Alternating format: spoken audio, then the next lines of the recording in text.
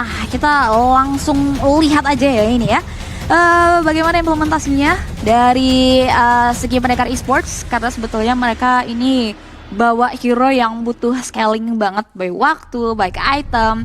Dan begitu pun juga dengan dari teman-teman Onyx Prime ya, yang dimana kalau kita lihat tadi Flying Clouds menjadi nightmare untuk mereka, dan kita kembali ke Flying Clouds lagi, ngebawa ke area Matilda, apakah ini bakal jadi jaminan buat in and out, nge-provide keluar masuk ya teman-teman dari aset mereka atau output damager, bisa memberikan serangan nantinya di area team fight. So tanpa berlama-lama lagi, kita langsung terbang aja ke Land of Dawn untuk menyaksikan pertarungan di game keempat, pertemuan antara Onyx Prime berhadapan dengan pendekar esports di skor sementara 2-1 dari kedua belah tim.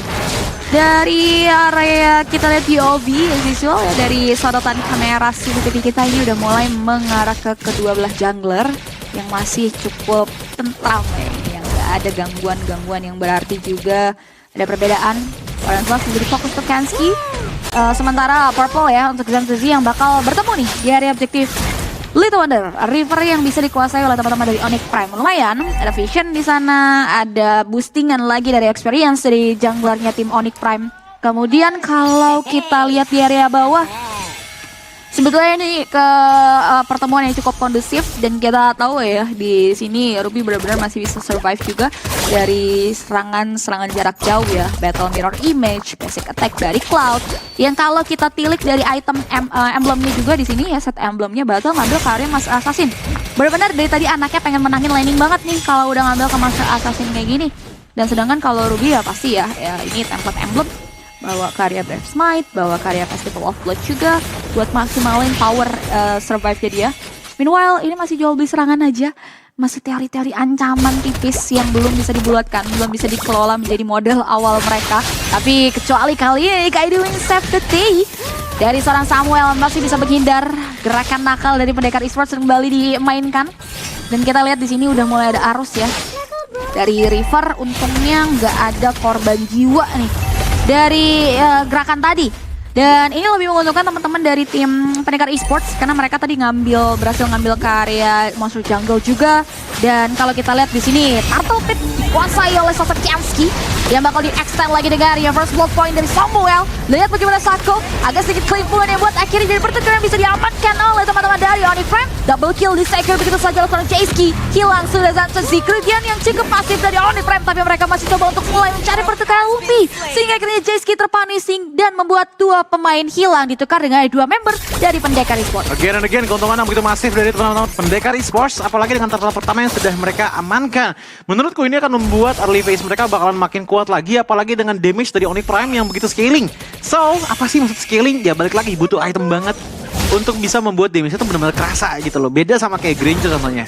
Butuh Hunter Strike satu, abis Hunter Strike udah damage-nya bakalan benar-benar kerasa. Tapi kalau Jisun, Shin Kim itu beda cerita cuy. Wih, flicker kan di sana udah mulai dibuka begitu saja oleh Sako. Dengan area Tsunami Slam yang nampaknya memancing dari keributan dari tim Onyx, yang dimana ini menjadi kerugian karena pembukaan tim fight tersebut menguntungkan teman-teman dari Onyx Prime. Dua player terpunish dari teman-teman pendekar esports. Dan jadinya sebuah jawaban juga dari Onyx Prime, walaupun power mereka scaling untuk di early-nya dari jungle dan juga dari mid lane-nya.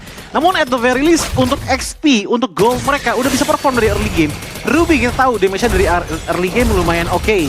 Phoveus kita tahu damage-nya plus 1 HP, itu yang membuat mereka akhirnya benar-benar solid banget powernya untuk bisa mainin team fight secara keseluruhan gitu loh. Kalau misalkan dibawa ke turtle yang pertama tadi, itu lebih ke arah positioning dari Jayski menurutku, apalagi dengan tambahan Revitalize yang buat akhirnya jadi power banget.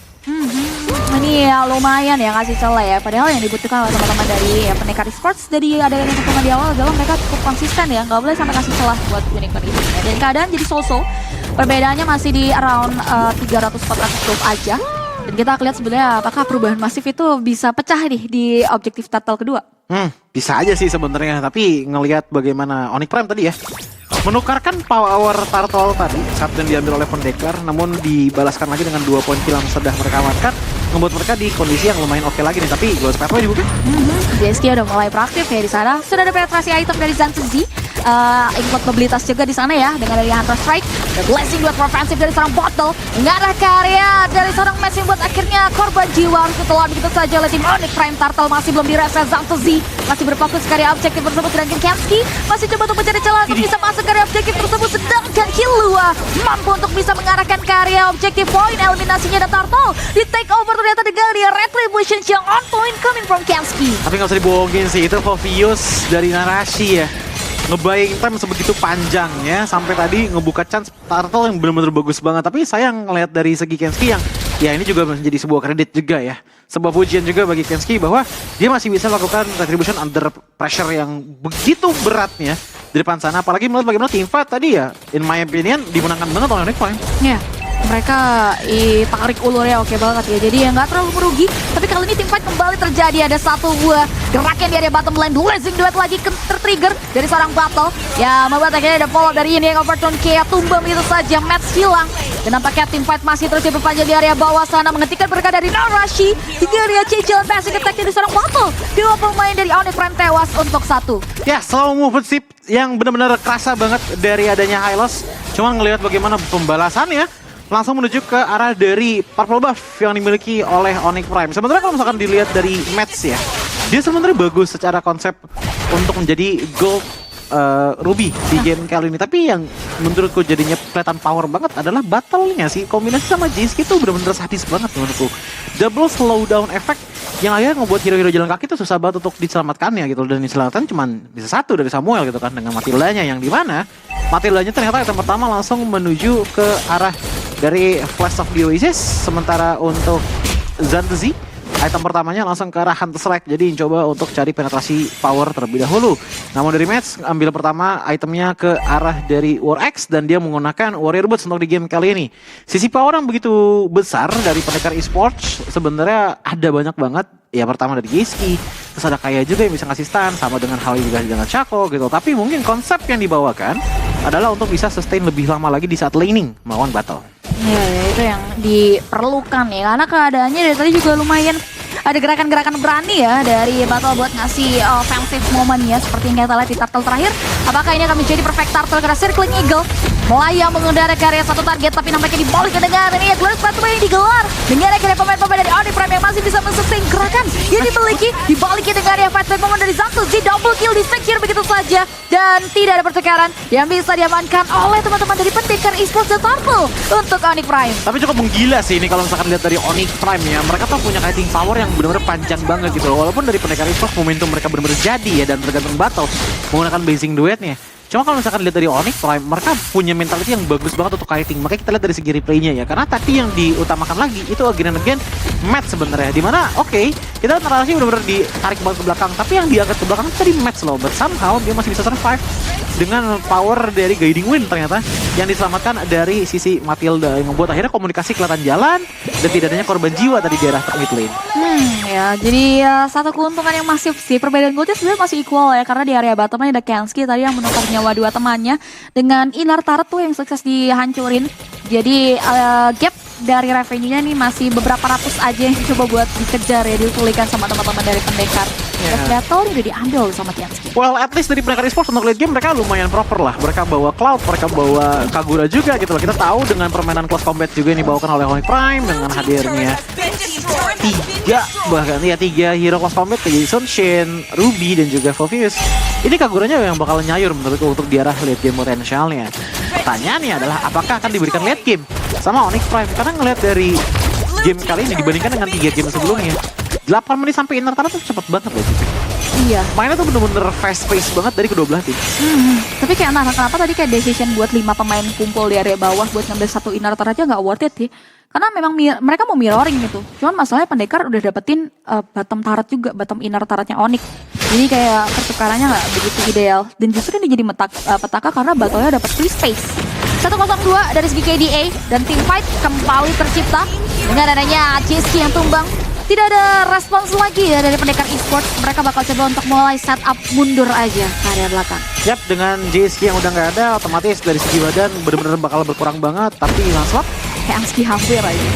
Masih bisa mundur ya untuknya, karena kayak kalau dia tumbang jadi fatal. Yang harusnya mungkin dia bisa clear laning atau team fight di area Lord ini malah jadi pencarian untungnya. Nggak ada gerakan apapun, dan kalau kita lihat mereka mau ngerelain Lordnya untuk teman-teman dari Onyx Prime. Ya, dan dari segi quantity pun juga udah jelas berbeda ya dengan JSK yang tumbang tadi. Ngebuat akhirnya untuk badan utamanya tuh nggak ada gitu loh. Sementara Shaco kita tahu sendiri Kalea bagus untuk inisiasi tapi bukan terbaik untuk bisa menjadi defender di bagian depan.